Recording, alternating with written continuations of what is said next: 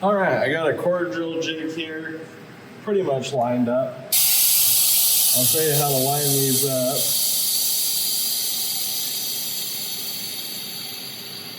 So you get it in there, and then I'm gonna bring the bit down till it's almost touching.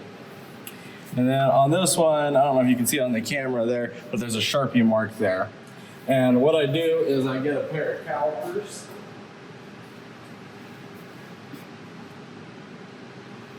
And what I'm gonna do is I'm gonna use the little part that sticks out there, and I'm gonna put that on the segment, and then I'm gonna put the flat base of the caliper on there. You can see this one is really close to flush on that side. And what I'm doing is then I'm gonna measure on the back side.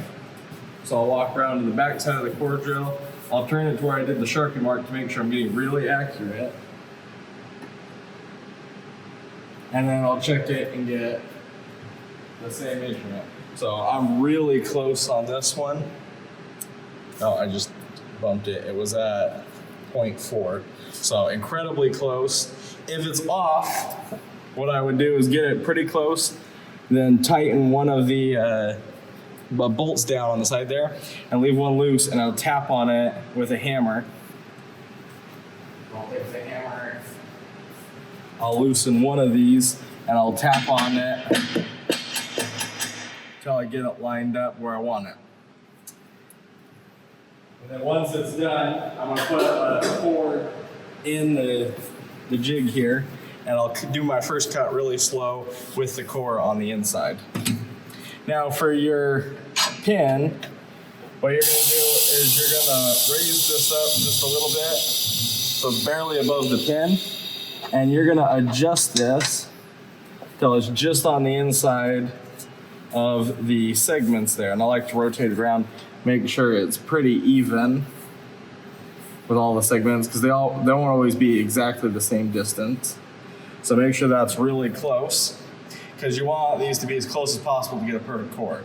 So, and then this one, I would just loosen this nut and then move this threaded rod in and out and then tighten it down so that when I go to tighten my block, it's set perfectly.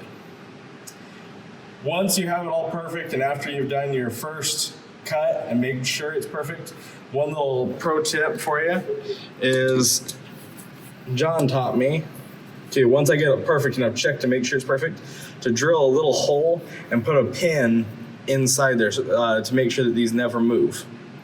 Once it's lined up, you never want it to move again.